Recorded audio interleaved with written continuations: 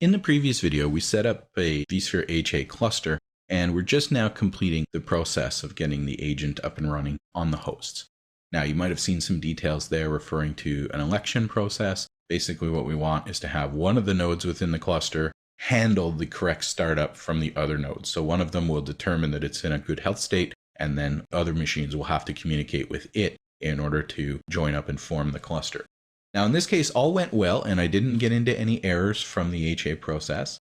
If I had, what I'd probably see is a warning indicator up here that there was some kind of a problem. So right-click on that host, and you'll see there's an option, Reconfigure for vSphere HA. And we'll see the task will say something like, it failed, it wasn't able to do it, couldn't complete for whatever reason.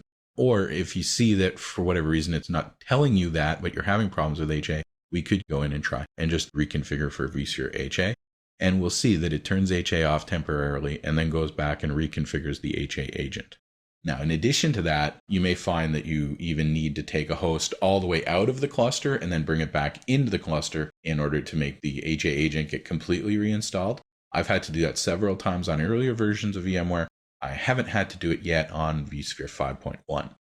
Now, we can see that we are getting a warning saying that in this case, the vSphere HA agent couldn't reach the isolation address, which is the default gateway by default. So if we go into the advanced properties of the HA cluster, we could specify other isolation addresses, and it might be a good idea for me to do that, but I'll take a look at that separately. Now, you'll also notice that it's giving us a warning saying that the number of heartbeat data stores is actually less than what's specified that it's supposed to have. But for the most part, that should be okay. The other option that we have is to temporarily turn off HA in the cluster. So if HA, again, for whatever reason, really continues to not function the way you expect it to, then it may be useful to turn off HA temporarily for the cluster and then re-enable it globally.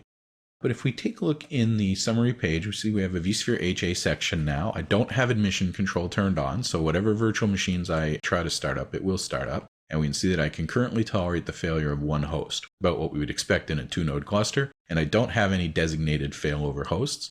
I am using host monitoring, I am using VM monitoring, but I'm not using application monitoring. If we click into this advanced runtime info, you'll see that we have some interesting information here actually.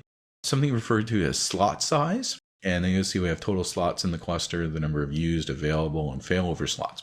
So if you are using resource reservations for your virtual machines and you also are using admission control in your HA cluster, then admission control is certainly not going to be able to, microscopically inspect the current state of the VMs or the hosts every time we try to start up a virtual machine.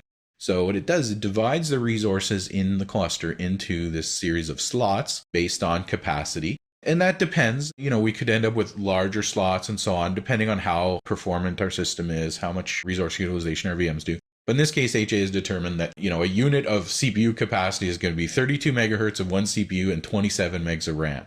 So it says I've got 88 slots in the cluster, I've got 7 currently used, I've got lots available, and I can accommodate a total of 44 slots in use based on my configured failover capacity of one host. So you can see effectively, we're leaving aside half of the resources within our cluster in order to ensure the same level of performance after a failover event. And we can see how many are powered on and so on, and how many hosts are currently good and how many hosts in the cluster in general.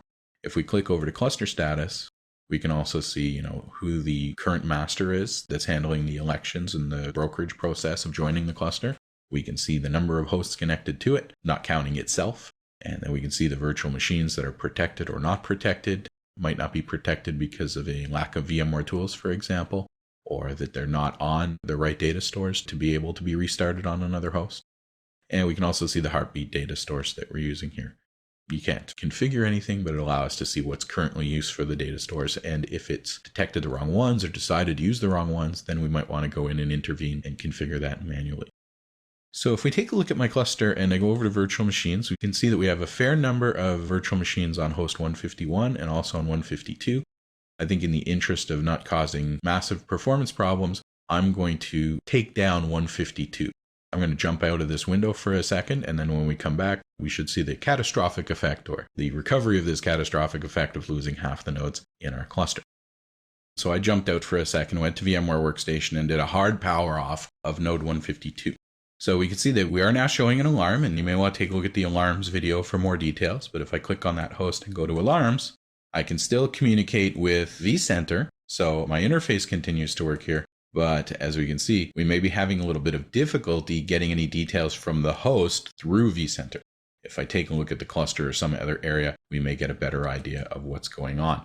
So we can see here the 1082.1152 of vSphere HA host status. And again, we don't really get a huge amount of detail here from these messages in the alerts, but tells us that definitely something has gone bad with that host. We can see that after a bit of monitoring time, that the virtual machines and the host itself are now showing as disconnected, and HA should take over to restart those virtual machines. This doesn't prevent downtime. It's not a perfect solution for preventing downtime, but it's going to allow us to minimize downtime and ensure that the system can respond automatically.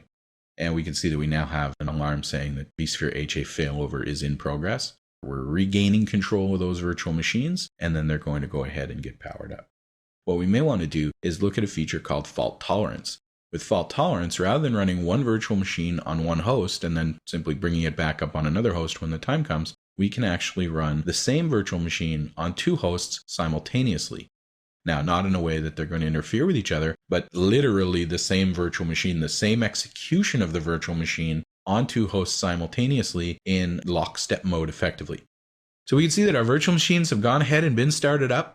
The system is back up and running in a probably very unbalanced state. I don't think DRS is going to be very happy with what's happening now, but of course it doesn't have very many options for how to deal with it. And we can see that we have some things going on in the summary tab. We can see that a failover did occur. We can also see that it's not able to find a master HA agent. Well, there's only the one node anyway. So that gives a bit of detail as to how HA works. Reasonably simple. However, it's very important that you consider what it really means to be healthy in your environment. And looking at the advanced settings of HA and providing different isolation addresses, for example, my hosts are isolated. They couldn't talk to their domain controller. They're not necessarily going to make the right decisions on network visibility or on data store visibility if we don't go in and set data store preferences and so on. But HA in and of itself is fairly straightforward, but definitely take a look at the VMware HA configuration guide because VMware does provide excellent documentation, and of course take a look at the other videos.